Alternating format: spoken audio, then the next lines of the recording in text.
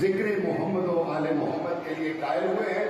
और आज आप सबके सामने बारगाह दर सज्जाद में कलमा वलायत अली वलीउल्लाह का इकरार भी करेंगे और कलमा अली वलीउल्लाह